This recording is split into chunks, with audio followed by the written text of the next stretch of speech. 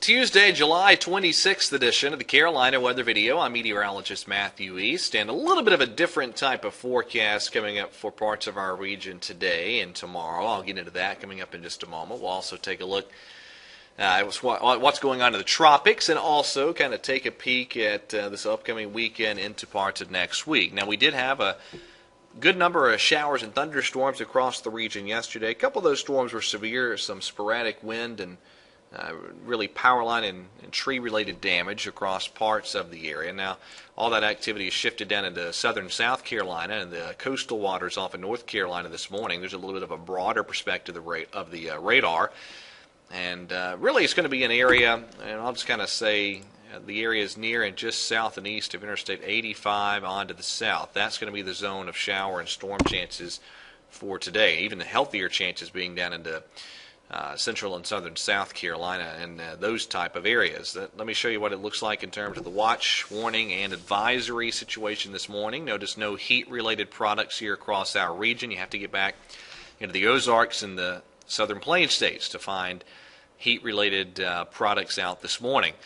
There's your temperatures and a lot of 80-degree plus readings back in the southern plains, but it's low to mid-70s in much of our area. It's still very muggy. Dew point's still 70 degrees or higher for much of the region, but I think a slightly drier air mass moves in, especially I-85 and points north and west through the mountains and the foothills. Probably some 60s working in for dew points, and that's going to mean a noticeable decrease in the humidity. It's not going to be anything drastic, but it will probably be enough that you will notice the difference out there today.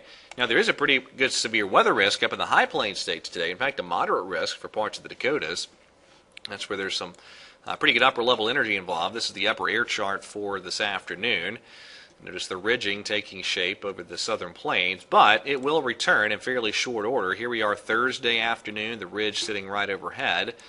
And here we are by Sunday, the ridge begins to retreat again. So the heat builds back in again later this week, and then it looks like the heat will try to take up residence mainly over the southern plains, at least the core of the heat, as we get into the weekend and early next week. So let's take it day by day. Again, today, Interstate 85 corridor and points south and east. That's your best chance of showers and thunderstorms for today.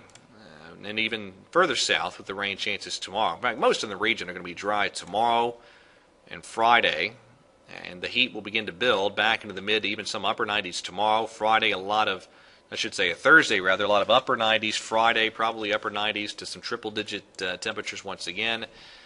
Same deal on Saturday. This is Friday, and then here's Saturday. We're probably looking at another day with highs up toward the upper 90s. But by Saturday evening and night, a decent chance of some showers and storms as the next front drops in. Now, the timing is a little bit of a question mark. The European is slower with this, but it still looks like probably Sunday is the overall day with the better chances for showers and storms, but they could begin as soon as Saturday afternoon. And then on Monday, we see that front try to park itself just off to our south once again. That would lower the rain chances. All right, let's talk about the tropics. We do have this tropical wave. Really located fairly close to Cuba. The NAM is really still the only model that tries to spin this up into some type of system as it moves towards the Texas coast. And there's the various computer model guidance, the ones that have picked up on this system and where they take it, generally to the Texas and the Mexico coast. I still think the chances of this becoming a classified tropical system are quite low, but it is something to watch over the next couple of days. All right, that is it for today. Thank you for watching this Tuesday edition of the video. Have a great day, and God bless.